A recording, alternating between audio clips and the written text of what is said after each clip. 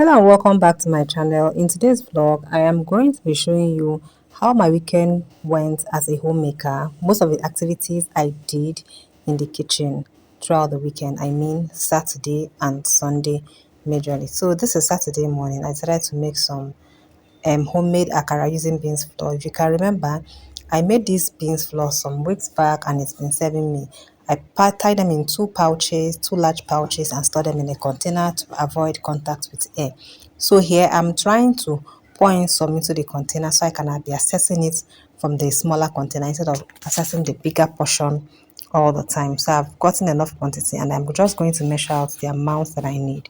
Here I'm using about 2 cups, which is equivalent to 250 grams of beans flour. Yes, 2 cups is equivalent to 250 grams, even though that if you measure without a scale, it may be a little higher, a little less, but definitely wouldn't be exceeding 275 or 300 grams. So I added my pepper. This dry chili pepper, it doesn't really give off heat. It is majorly for color. However, if you have fresh pepper, ensure you add that, or in fact, just use fresh pepper. You can still use your dry pepper, however, just know that you need to add in a large amount. Added some salt, like two basic ingredients, salt and pepper. You can add your onions if you eat onions. I personally do not like to eat raw chopped onions. Like I don't like to see it in my food. And akara doesn't fry for that long, so most of the time the onions is really very visible, and that is why I always keep onions in each time I am making akara. But if you're a lover of onions, you can always chop them up, add them in between, add them on top whenever you're frying. So I whisk for about 2 to 3 minutes using my hand whisk and take a look at how fluffy it is. Meanwhile, I had mixed with some water. You're going to check the description. I'm going to write the basic recipe for making akara using this beans flour. If you've not watched my initial video where I made the beans flour, kindly scroll down, look for the video, watch it. There's also a recipe on that particular video. So I scooped it in small portions, and this is me frying it. Another pro tip I'm going to give you is this: each time when you're frying your akara, don't allow the oil to get super hot so that it can get done. Yes, because if it is so hot, like blowing hot, it may just brown and the inside is not done. So just let it be hot but not extremely hot so that it can cook thoroughly, or so it can cook through.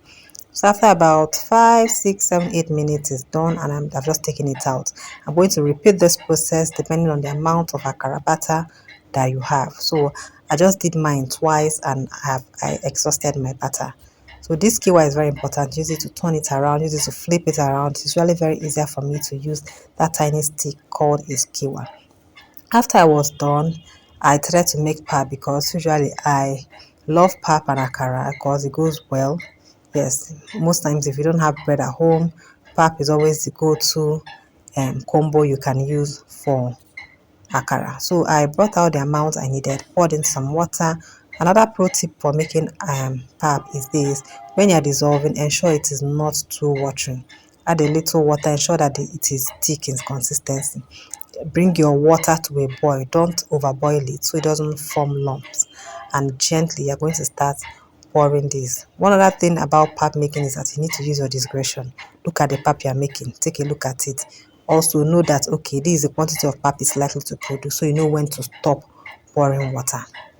So at this point, I was just adding in some more hot water strips right on top of it so it can get done properly. Afterwards, I get the cover of this. I'm going to cover it up and I'll leave it for about 2 3 minutes. After that, open it up so that it can rise or it can cook properly. You can see it is super thick. It requires that I will add in some more liquid, some more hot water. I prefer it is thick than it is watery. And now once that you now have to go and cook in the microwave or cook on the stove top. I added some honey, added the milk, added Milo because I didn't have white castor sugar. And honey is a good replacement for sugars. Added all this together, I used my spoon, whipped it up, and it was time to serve.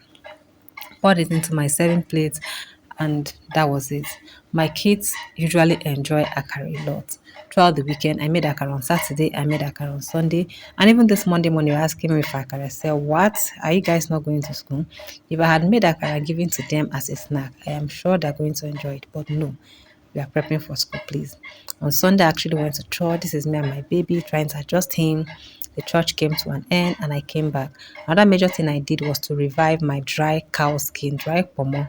Drying is one method you use to preserve your pomo, and it can last for years once you dry it properly and just leave it. I've had this pomo for over a year. I added in some hot water, left it to sit for about 15 to 20 minutes, brought it out, dipped it in cool water so that I can wash it properly. I prefer to use iron sponge because it gives it that thorough scrub. If you have any kitchen brush or food brush, you can use this, but I prefer my iron sponge. It is easily accessible. I can easily get it. So I wash this in and out, and my pomo is back to life.